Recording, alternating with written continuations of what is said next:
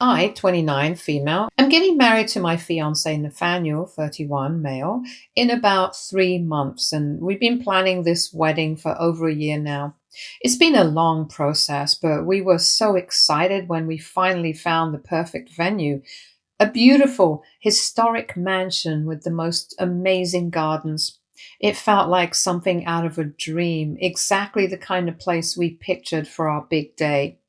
Of course, it wasn't cheap, but we decided it was worth it because it just felt right. We put down a non refundable deposit of $5,000 about 8 months ago and have been making payments ever since. The total cost for the venue is $15,000, which is already pushing our budget to its limits, but we were committed to making it work. Now, this is where the drama starts. My younger sister, Amber, 26, female, has always been the golden child in my family. My parents have doted on her for as long as I can remember, and honestly, I'm used to them putting her needs before mine. It's been like that my whole life. Recently, she adopted a German Shepherd puppy named Rex, and while I love animals and think it's great that she has a new pet, she's become obsessed with him, like to the point where she takes him everywhere and refuses to be away from him for more than a few hours. It's honestly starting to seem unhealthy, but my parents think it's adorable and fully encourage it. Last week, my parents called me saying they needed to talk about something important regarding the wedding. I assumed it was about seating arrangements or something minor, but instead, they completely blindsided me. They told me they wanted me to change my wedding venue to one that allows dogs because Amber doesn't want to be away from Rex for the day. At first, I thought they were joking. When I realized they were serious, I was completely stunned. I explained as calmly as I could that we had already paid most of the venue's cost and would lose our deposit if we cancelled. We weren't just talking about a small fee. We were talking about thousands of dollars gone just because Amber didn't want to be away from her dog for a few hours. But instead of understanding, my mom hit me with, well, family comes first, and Amber would be devastated if she couldn't bring Rex. At that point, I was at a complete loss for words. I reminded them that not only would we lose a huge amount of money, but with only 3 months until the wedding, finding another venue that fit our guest list and budget would be nearly impossible. It had taken us months to find this venue, and switching now would throw everything into chaos. But instead of backing off, my dad actually had the nerve to suggest that Nathaniel and I should just eat the cost and that they would help us find a new venue. But here's the kicker. They weren't offering to pay for the cost we'd lose. They just expected us to suck it up and start all over. So Amber wouldn't have to leave her puppy at home for a few hours. When I firmly refused, my mom got upset and said, well, if you're going to be so inflexible, maybe we won't attend your wedding. I was hurt, but remained calm and pointed out how unreasonable they were being, asking if they would really miss their daughter's wedding over a dog that Amber had only had for a couple of months. My dad said I was being selfish and not considering what's important to the family. After taking a full day to think everything over, I called my parents back. I had spent hours going back and forth in my head, wondering if maybe I was overreacting or if there was some kind of compromise I could make. But the more I thought about it, the more I realized just how ridiculous their request was. They weren't asking for a small favor. They were expecting me to completely uproot my wedding plans, lose thousands of dollars, and go through the stress of finding a whole new venue just because my sister refused to be away from her dog for a few hours. It was beyond unreasonable, and I knew I had to put my foot down. So when I finally called them back, I didn't sugarcoat it. I told them straight up, if you're willing to miss my wedding over this, then consider yourselves uninvited. I don't want people at my wedding who think my sister's dog's comfort is more important than my special day. At first, there was complete silence on the other end of the call, and I could tell they weren't expecting me to actually stand my ground like this. Then, after a few moments, my mom burst into tears and started crying about how I was being cruel and how I was going to regret making this decision. She kept saying I was tearing the family apart over something that shouldn't be a big deal. But the way I saw it, they were the ones tearing the family apart over a dog.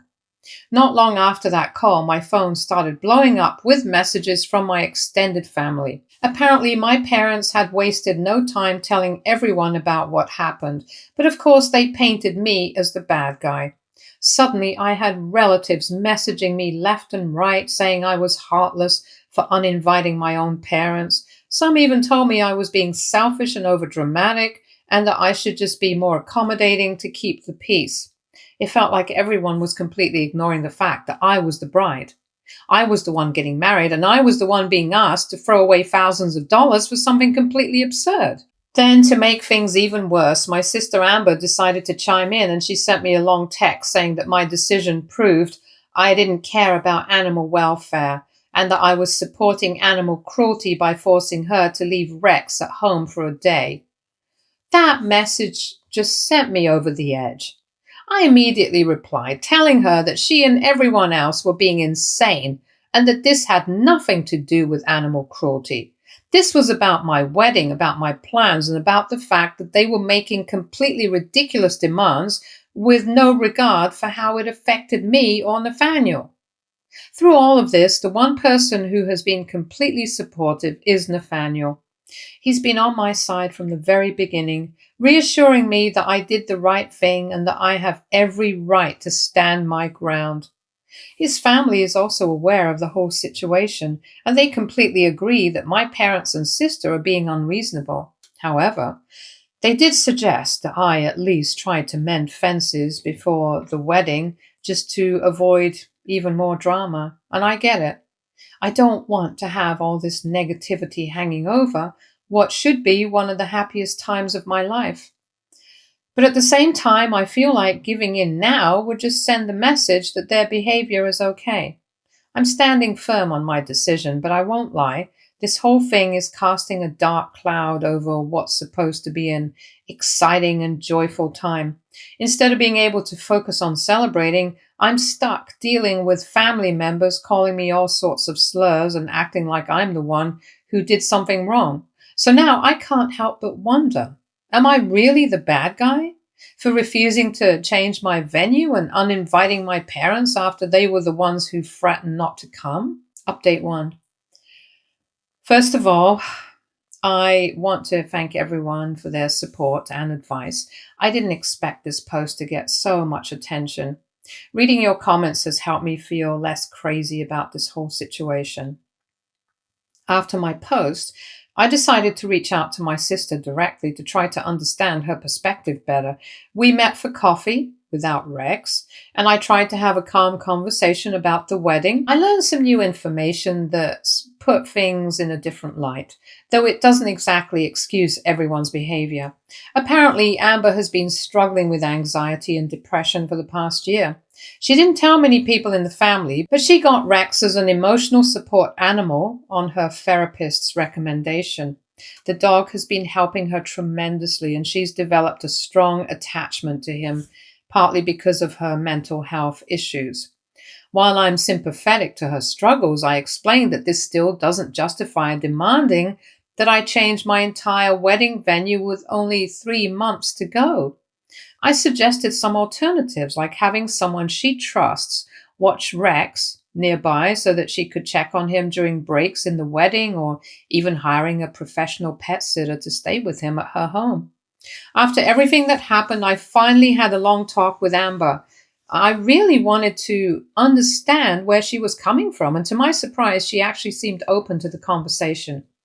She admitted that she never actually asked our parents to demand a venue change. Apparently, she had just been venting to them about how anxious she felt about leaving Rex for the whole day, and they took it upon themselves to fix the situation in the most extreme and dramatic way possible.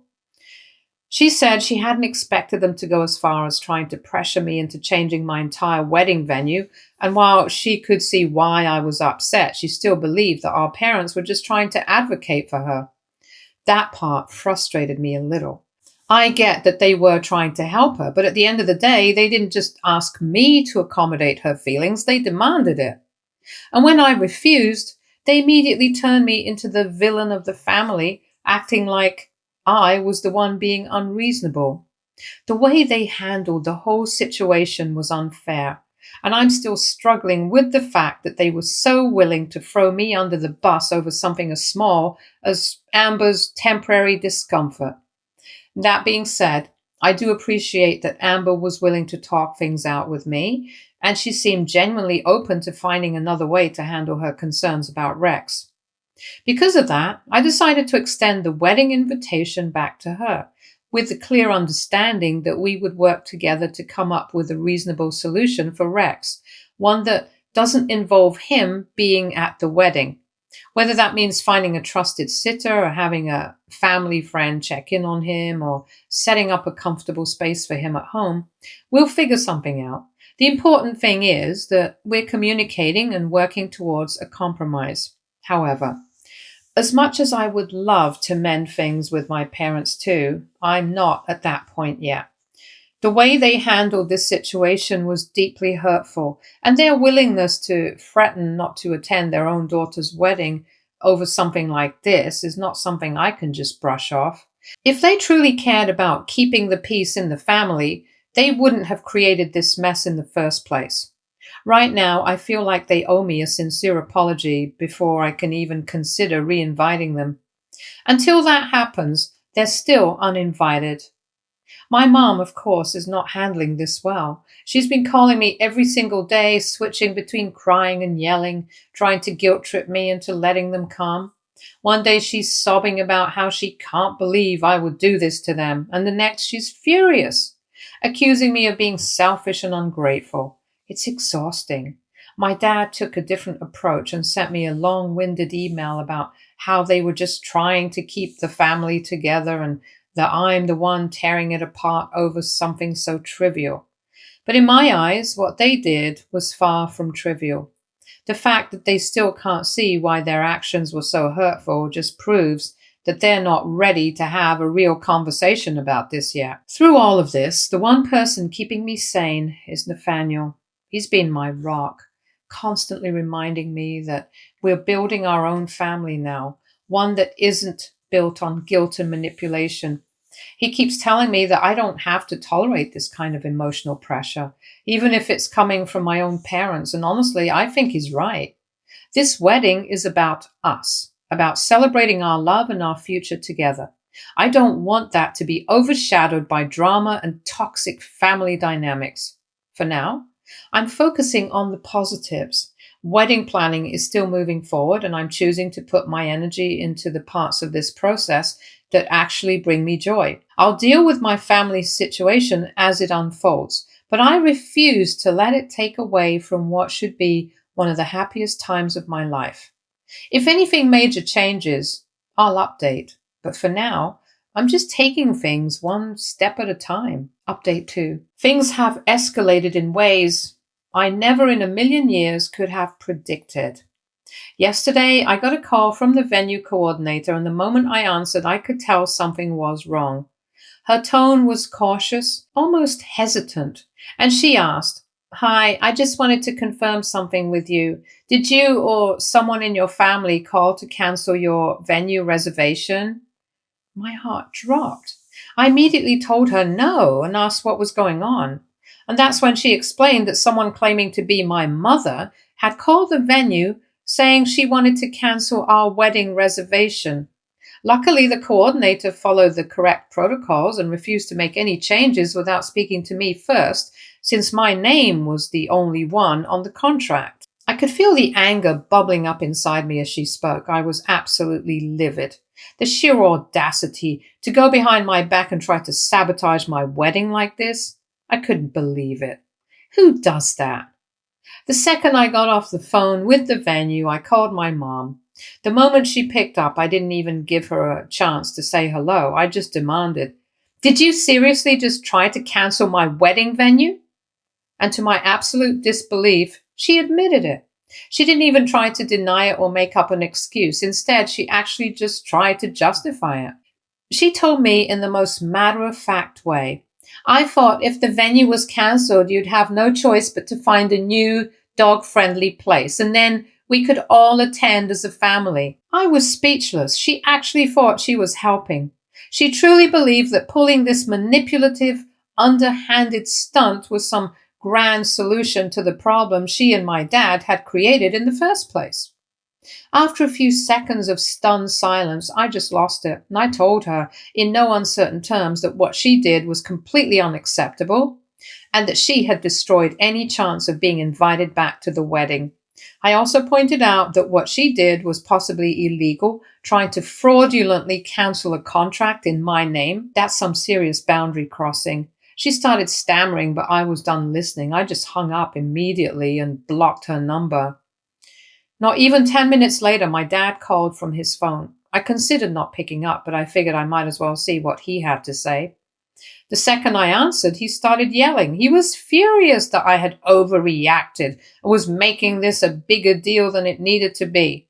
According to him, my mom was just trying to help keep the family together and didn't mean any harm. At that point, I had nothing left to say. I just told him, trying to sabotage my wedding is not helping in any way, shape, or form. And then I hung up and blocked his number too. Then, out of nowhere, Amber reached out, and surprisingly, for the first time since this whole nightmare started, she was actually on my side. She was horrified when she found out what our parents had tried to do and immediately apologized for her part in starting this whole mess. She made it very clear that she had no idea they were going to pull something like this, and that she would never have wanted them to go to such extremes. She admitted that she had been selfish in the beginning, but she fully understood now that Rex would be just fine for a few hours without her. Honestly, hearing Amber finally take responsibility for her actions and actually support me was a huge relief. After everything that had happened, it felt like I had been stuck in this never-ending cycle of arguing, defending myself and feeling completely unheard. So for her to actually acknowledge that she played a part in all of this and to apologize, it was like I could finally breathe again. That being said, even though it meant a lot to have Amber on my side, it didn't change the fact that my parents had completely crossed the line. What my mom did, trying to secretly cancel my wedding venue behind my back, was not just some little misunderstanding. It wasn't some minor overstep that I could just brush off. It was full on deliberate manipulation, and I couldn't pretend otherwise. My dad backing her up and acting like I was the one causing drama just made it even worse. At this point, I honestly don't even know what else to do about them. All I do know is that they will not be at my wedding. No second chances, no compromises, no more trying to keep the peace just for the sake of keeping the peace. I'm done. Because of everything that's happened, I've taken some extra precautions to make sure nothing else gets sabotaged. I added password protection to all of our wedding vendor accounts, just in case my parents or anyone else they rope into this mess tried to pull another stunt. I also reached out to every vendor personally to warn them about potential interference from my family.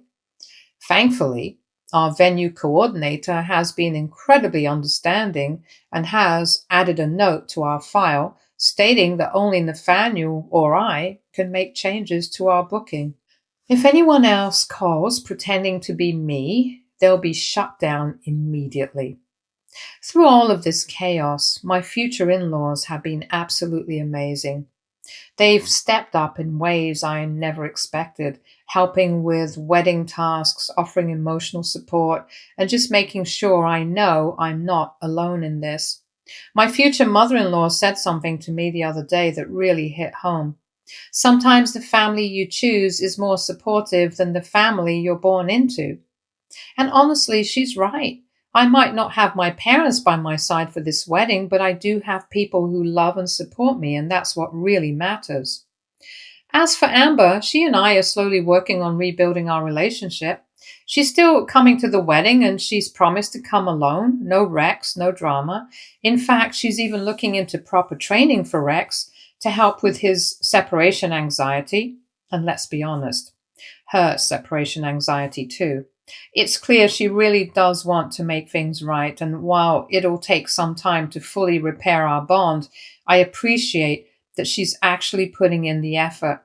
I'm still processing everything, the shock of what my mother did, the realization of just how far they were willing to go to control my wedding. It's a lot. But despite all of that, I feel more certain than ever that I'm making the right decision by keeping my parents out of it. Their actions have consequences, and I refuse to let them walk all over me just because we share DNA. At the end of the day, this wedding is about Nathaniel and me. It's about our love, our future, and the life we're building together. And that's where my focus needs to be now. Not on the people trying to tear us down, but on the ones who are lifting us up. Update 3. I'm still reeling from everything that's happened in just the past week. Every time I think things can't possibly get more dramatic, my family finds a way to prove me wrong. After my last update, I was really trying to just focus on my wedding and move forward, but my parents apparently had other plans. Yesterday afternoon, my aunt, my mom's sister, showed up at my house unexpectedly. Now, I've always been close to my aunt. She's one of the few family members I actually felt like I could talk to. So, at first, I thought maybe she was coming to offer support or at least some level-headed advice, but nope. Turns out she had an agenda. She started off by saying she just wanted to mediate the situation to help fix things between me and my parents, but it didn't take long before her true intentions became clear. She wasn't there to listen or to understand my side. She was there to convince me to forgive my parents and to just sweep everything under the rug like it never happened. She kept saying things like, they've always wanted the best for you, and your mother wasn't thinking clearly. She was just desperate. I just sat there stunned. She was actually defending my mother's actions, acting like my mom hadn't tried to secretly cancel my wedding venue behind my back, like she hadn't completely violated my trust. I couldn't believe it. And then something weird started happening. Throughout our conversation, my aunt kept checking her phone constantly. She was texting someone a lot. And after everything I'd been through recently, I immediately got suspicious. I asked her point blank, "Who are you texting?" She froze for half a second and then quickly dismissed it, saying it was just a friend. But at that moment, I knew my gut told me something wasn't right. So I asked to see her phone, and she immediately refused. And that's when it all clicked into place. This wasn't just some innocent visit. She wasn't here on her own. This was a setup. I took a deep breath and told her as calmly as I could, "I think you should leave." She tried to protest, but I wasn't having it. I stood up, walked to my front door, and just waited for her to get the hint. Eventually she sighed, grabbed her things, and headed outside. And that's when I saw them. As she walked to her car, my parents were pulling up to my house. My heart dropped. They had actually planned a full-on ambush intervention.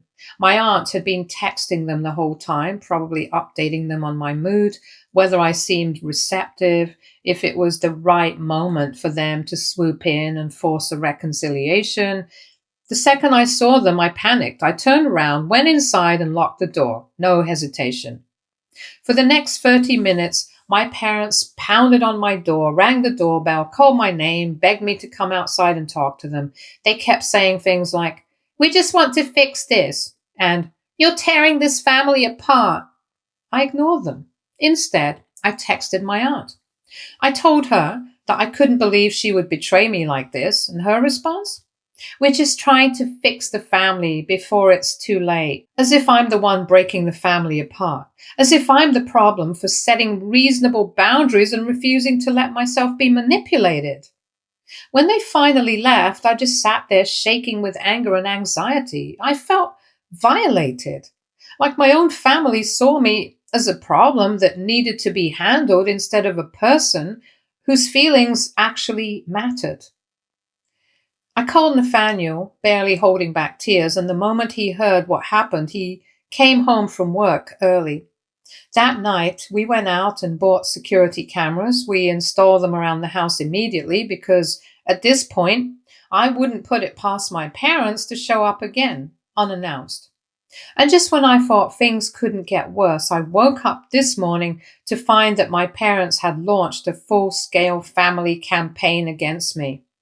Suddenly, my phone was blowing up with calls and texts from relatives, some of whom I hadn't heard from in years, all telling me how heartbroken my parents were, how I needed to be the bigger person, and how family is everything. Then, to top it all off, my grandfather called me. Instead of offering support, he took their side too. He told me that if my parents weren't invited to the wedding, then he wouldn't be coming either. At that point, I just felt numb. It was like my entire family had decided that my feelings didn't matter, that it didn't matter how much my parents had hurt me. What mattered was keeping them happy, and if that meant emotionally blackmailing me, then so be it. The past week has been overwhelming, and I am still trying to process everything that has happened.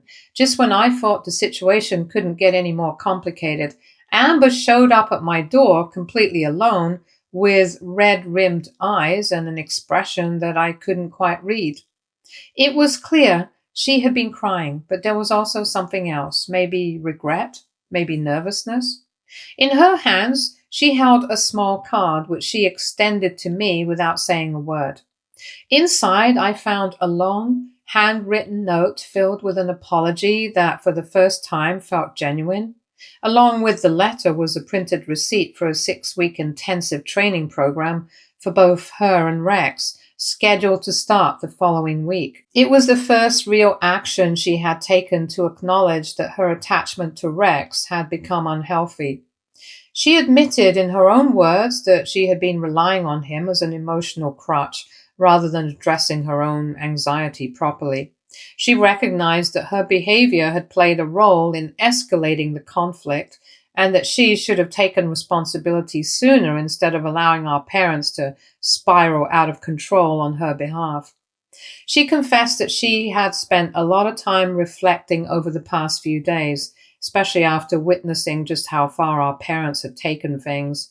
She had always known on some level that they enabled her behavior, but this was the first time she had truly stepped back and seen how much it had affected other people, especially me.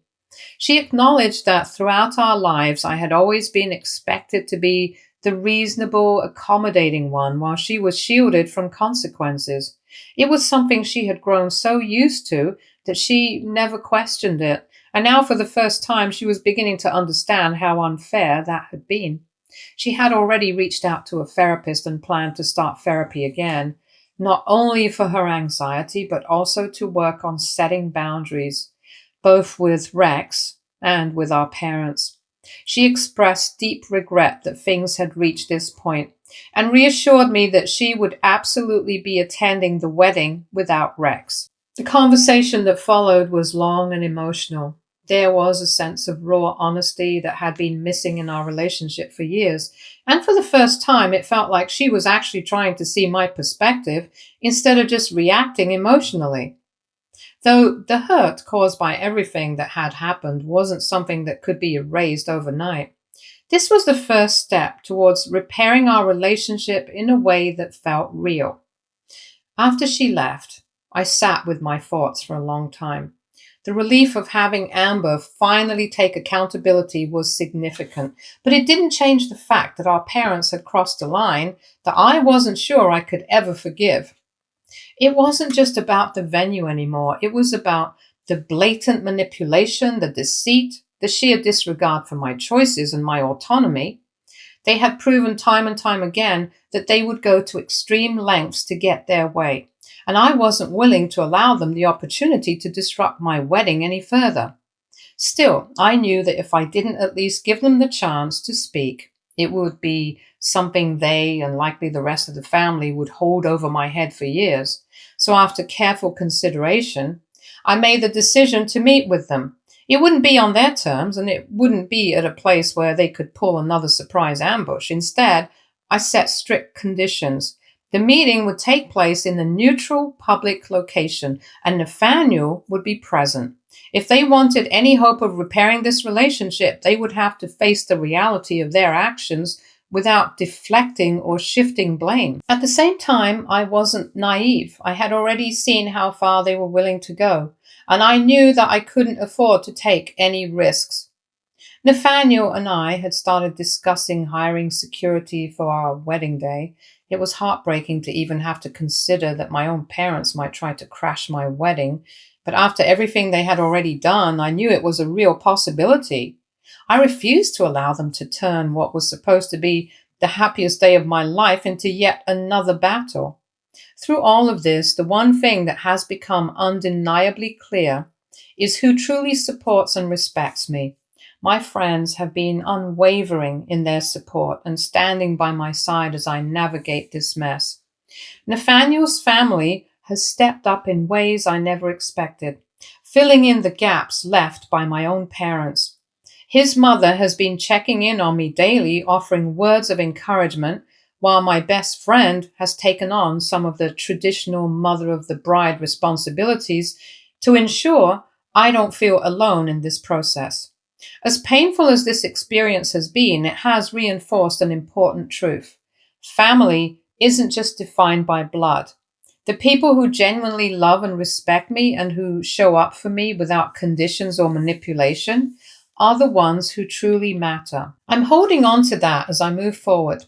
The meeting with my parents is set for tomorrow, but at this point, I don't have high hopes for reconciliation before the wedding. I am preparing myself for the possibility that this relationship may never fully recover, and I am making peace with that. When I first started planning my wedding, I never imagined it would become a dramatic ordeal centered around a dog and years of unresolved family dysfunction. Yet here I am. As ridiculous as it all sounds, this situation has forced me to set boundaries in a way I never have before, and for that I'm oddly grateful.